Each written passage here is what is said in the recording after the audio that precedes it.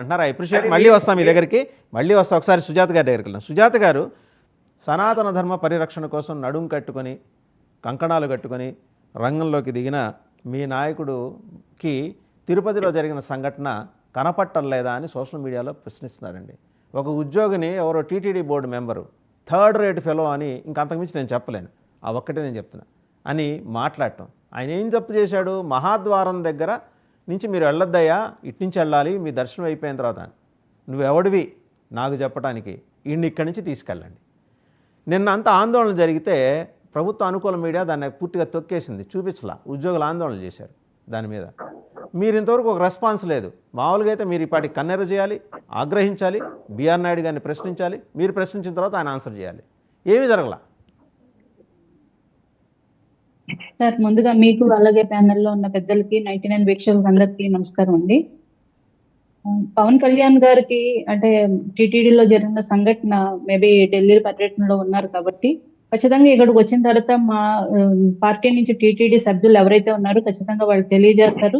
ఇందులో మా పార్టీ సభ్యులు తప్పెవరిని చేసినా కూడా మేమేమి వాళ్ళకి ఎక్సెంప్షన్ ఉండదు సార్.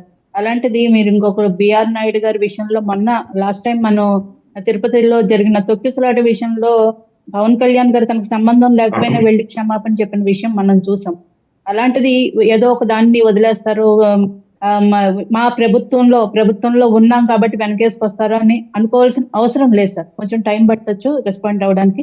ఖచ్చితంగా స్పందిస్తారు సార్ పవన్ కళ్యాణ్ గారు. ఆ విషయంలో ఎటువంటి డౌట్ ఏం లేదు సార్. జరిగిన సంఘటన మీకు తెలుసు కదా సరే. ఆయన అంటే పర్యటనలో ఉన్నారు, ఆయనకు సమగ్రంగా ఇన్పుట్స్ అన్నీ ఉండకపోవచ్చు. ఒకసారి చూద్దాం ఆయన ఏమన్నాడో. ఆయన పేరు నరేష్ కుమార్ అనుకుంటా, కర్ణాటక నుంచి ఉన్న మెంబరు. ఎంత అసలు ఏమాత్రం వెనక్కి తగ్గకుండా, అరే అందరూ చూస్తున్నారు జనాలు, లోపలికి వెళ్ళి వెంకటేశ్వర స్వామి దర్శనం చేసుకుని వచ్చి ఇంకా ప్రాంగణం దాట్లా అని ఏం మాట్లాడాడు చూద్దాం.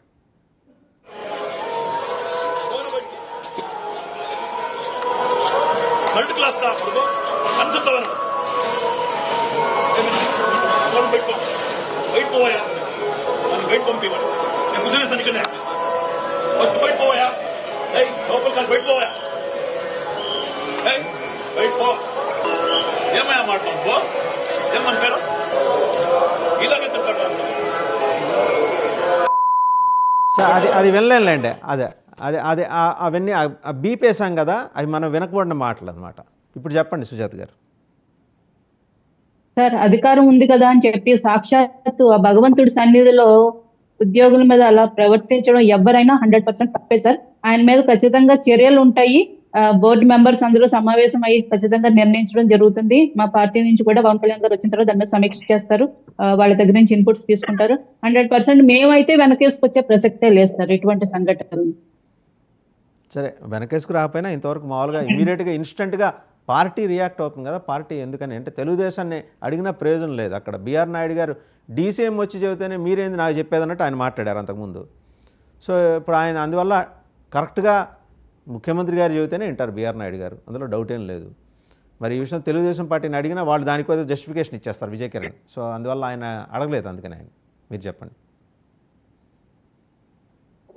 సార్. తెలుగుదేశం వాళ్ళు కూడా అక్కడ జరిగిన వాటికి వెనకేసుకొస్తారని నేను చెప్పలేము సార్. మన జరిగిన తొక్కిసలాట విషయంలో బిఆర్ నాయుడు గారు వచ్చి అక్కడ బాధితులకు క్షమాపణ చెప్పడం జరిగింది. అలాగే బోర్డు సభ్యులందరూ కూడా స్వయంగా కొంతమంది బోర్డు సభ్యులు వెళ్ళి వాళ్ళకి నష్టపరిహారం చెల్లించడం, అలాగే క్షమాపణ చెప్పడం, స్వయంగా కుటుంబాలని కలవడం కూడా జరిగింది సార్.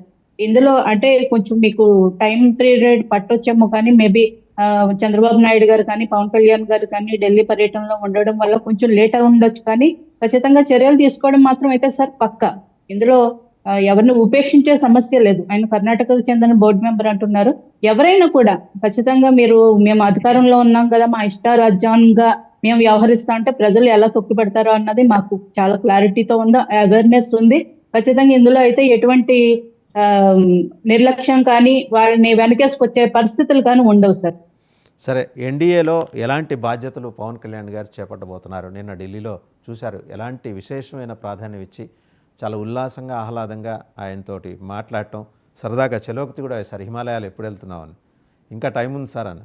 సో సేనానికి ఏవో కొత్త ఇంకా టైం ఉందని ఆయన చెప్పారు కాబట్టి కొత్త రెస్పాన్సిబిలిటీ ఎన్డీఏలో ఏదో ఇవ్వబోతున్నారు. ఏమై ఉంటుంది అది?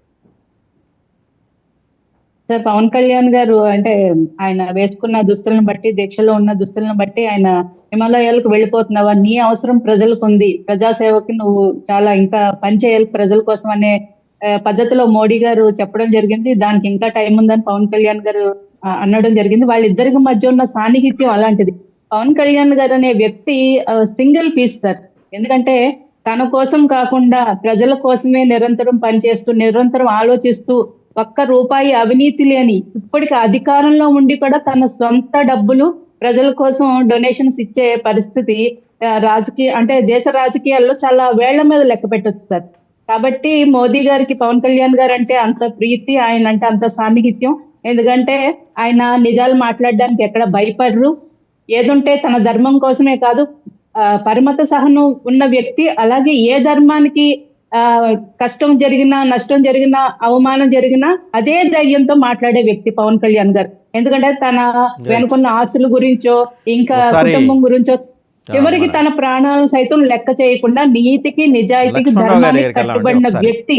కాబట్టి పవన్ కళ్యాణ్ గారు అంటే అందరికీ ప్రత్యేకమైన అభిమానం, ముఖ్యంగా మోడీ గారికి. ఒకసారి లక్ష్మణరావు గారి దగ్గరికి వెళ్ళాం. లక్ష్మణరావు గారు, సో ఏం అంశాలు లేవు, జస్ట్ భద్రత అనే అంశం పట్టుకొని ఢిల్లీకి లెటర్స్ రాసేస్తే మీకేదో జనం మిమ్మల్ని రికగ్నైజ్ చేసి మీకు మెళ్ళో దండలేసి ఊరేగిస్తారని అనుకుంటున్నారా? అక్కడ జరిగింది ఎక్కడా ప్రభుత్వం ఉద్దేశపూర్వకంగా ఎలాంటి తప్పిదాలకు పాల్పడదండి. మాజీ ముఖ్యమంత్రికి ఇవ్వాల్సిన ప్రోటోకాల్ ఏంటో మీకన్నా నాకన్నా చంద్రబాబు గారికి బాగా తెలుసు. మీ నాయకుడు పాదయాత్ర చేస్తున్నప్పుడు ఆయనకి ఇచ్చిన సెక్యూరిటీ ఒకసారి గుర్తు చేసుకోండి. ఎక్కడ రవ్వంత చిన్న ఇన్సిడెంట్ జరగకుండా ఒక రకంగా ప్రభుత్వం కంటికి రెప్పలాగా ఆయన పాదయాత్ర 3900 కిలోమీటర్ల పాదయాత్రను కూడా పూర్తిగా ఆయనకి రక్షణ కల్పించింది. So how come you blame అండి ఇవాళ చంద్రబాబు నాయుడు గారిని? సెక్యూరిటీ లోపం ఉందని మీరేదో ఉత్తర రాద్ధాంతం చేయడం తప్పితే ఏం లోపం ఉంది అక్కడ చెప్పండి. ఆయన మీద ఏమన్నా ఎవరైనా వచ్చి దాడి చేశారా? వాసుదేవ్ గారు, మీకు ప్యానల్ ఉన్న సభ్యులకి, డబుల్ ఎన్టీవీ యాజమాన్యానికి హృదయపూర్వక నమస్కారాలు. ప్రజలు